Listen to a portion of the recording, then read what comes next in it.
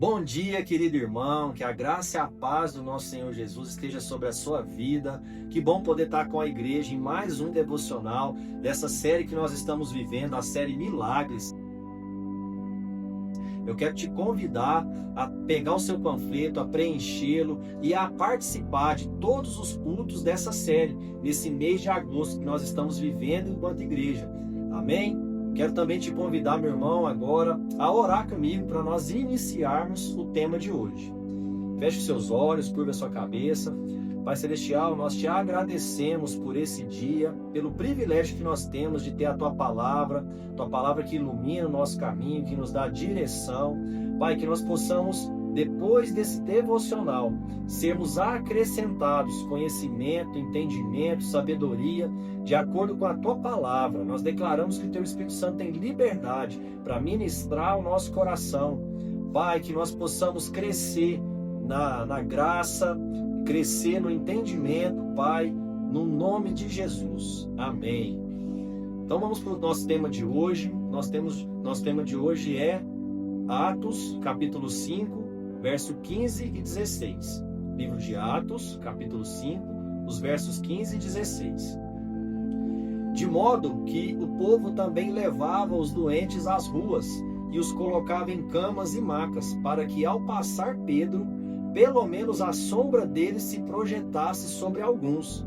Afluíam também multidões das cidades próximas a Jerusalém, que levavam os seus doentes e os atormentados por espíritos imundos. Todos eram curados. Glória a Deus, né, meus irmãos?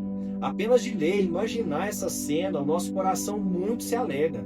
Nós vimos já que Jesus ele foi ungido com o Espírito Santo e com poder, e que ele andava por toda a parte fazendo bem, curando e transformando as vidas. Também nós entendemos que esse mesmo Espírito foi derramado sobre a igreja e sobre nós, para que nós pudéssemos continuar a obra de Cristo aqui na terra.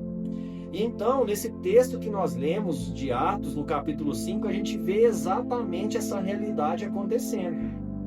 A cena ela é impressionante.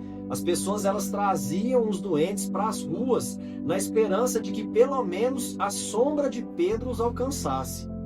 O destaque aqui não é para o poder da sombra de Pedro, mas sim pelo poder de Deus agindo através da vida de Pedro, uma vida completamente rendida ao Espírito Santo. Pedro aqui ele não era o centro da história, mas sim Cristo, que continuava realizando a sua obra através da vida de Pedro.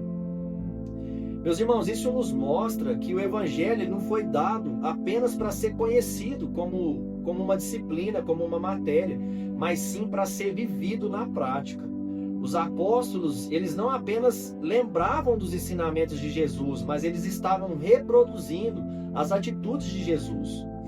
O tempo de comunhão com Cristo, a obediência à palavra e a dependência do Espírito Santo estava produzindo uma fé viva que estava sendo manifesta em amor, ousadia, milagre e transformação. O próprio Jesus ele havia prometido, ele disse: aquele que crê em mim fará também as obras que eu faço e ainda maiores. Então, nesse texto que nós lemos, essa promessa estava sendo cumprida diante dos olhos de todos.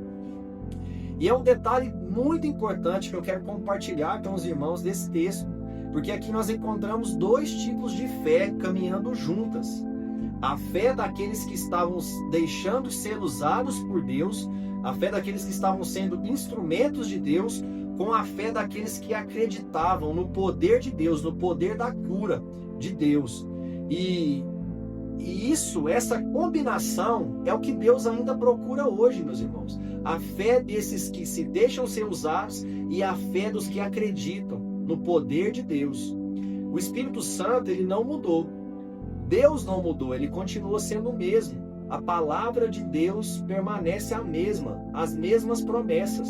Então a pergunta não é se Deus continua sendo poderoso, porque sim, mas é se estamos vivendo a mesma comunhão, a mesma dependência de Deus e a mesma disposição da gente ser canal daquilo que Ele quer continuar fazendo ainda hoje, aquilo que Ele deseja fazer. Porque esse sempre foi o propósito da unção. Para que Cristo, para que a vontade de Deus, para que o caráter de Deus continue sendo revelado em nós e através de nós. Para que a sua vida, a minha vida, ela seja marcada de uma intimidade tão profunda, uma dependência tão profunda de Deus e do nosso Pai, que por onde a gente passar, as pessoas elas sejam tocadas, elas sejam impactadas pela manifestação do reino de Deus. E que depois disso, toda a honra e toda a glória seja dada a Ele, porque Ele é o autor e consumador da nossa fé.